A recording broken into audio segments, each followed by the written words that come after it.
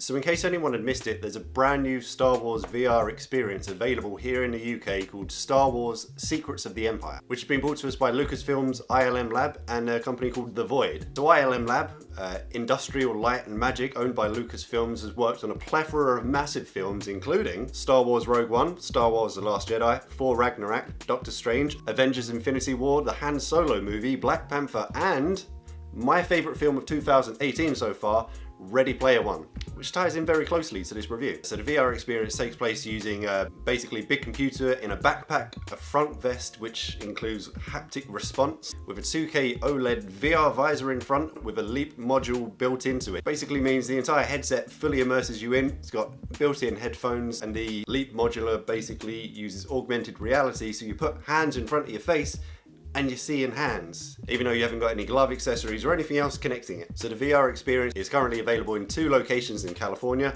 2 locations in Florida, and for once we Brits finally get a chance to experience the same, but for a limited time only. May 13th is when this will be leaving Westfield Shopping Centre in Stratford in London. So if you're within the vicinity of London, you can, get there. You should go there right now. I'll wait.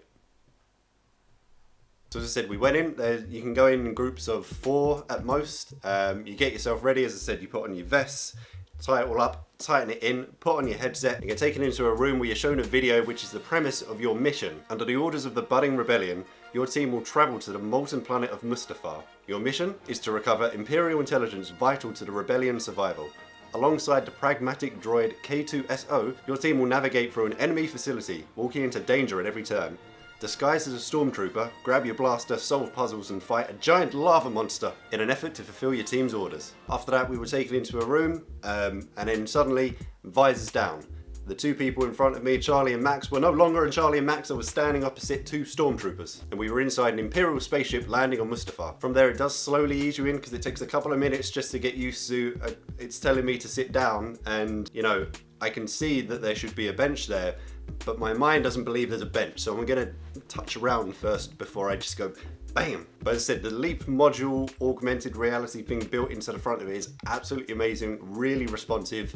Even though you haven't got any accessories on your hands, if you put your hands in front of your face, you suddenly got stormtrooper hands, which is so detailed that even if you were to move your fingers individually, captures it and you can see it. If you look directly downwards, you couldn't actually see your body. I don't know, I think that was just too much for it. However, even the small details of the other people in the room they were making with their bodies, I could see. So first thing, after the door opens, you go out onto a tiny little platform which is to transport you to the next part of the mission, but it's over a molten lake of lava on Mustafar. So you slowly edge out, even though somewhere in your head you're just standing in a room. What you're actually seeing is you on a small platform, and you're scared as hell to fall off the edge. As well as this, because you're over a molten lake, some of the amazing sensory extras which they've thrown in is that the second you stepped out the door, it got instantly hotter. You could feel heat from what would be the lava. Floor was rumbling and where the platform would have been moving, and you could actually smell like burning sulfur smell. Literally every effort had been made to make sure that you felt like you were there instead of going from room to room in a small part of a shopping centre.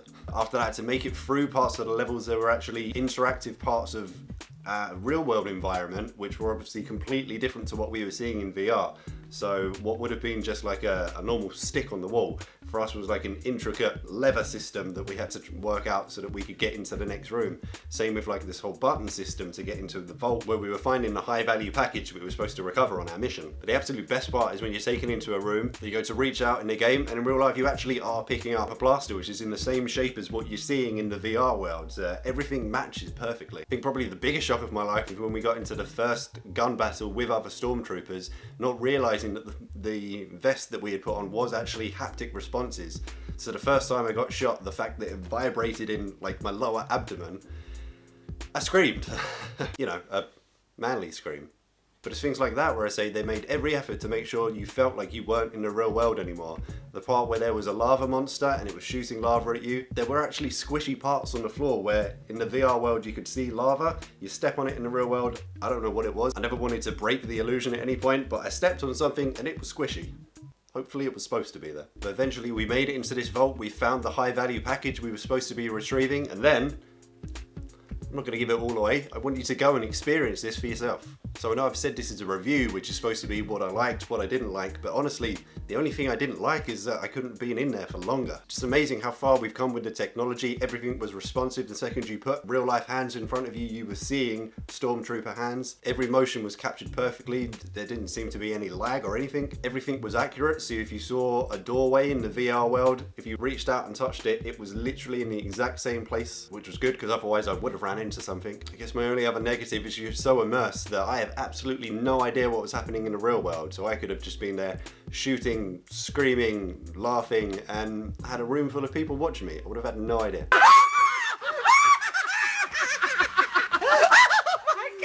So as I said, this is only available in the UK until May 13th. So if you haven't booked already, do it now.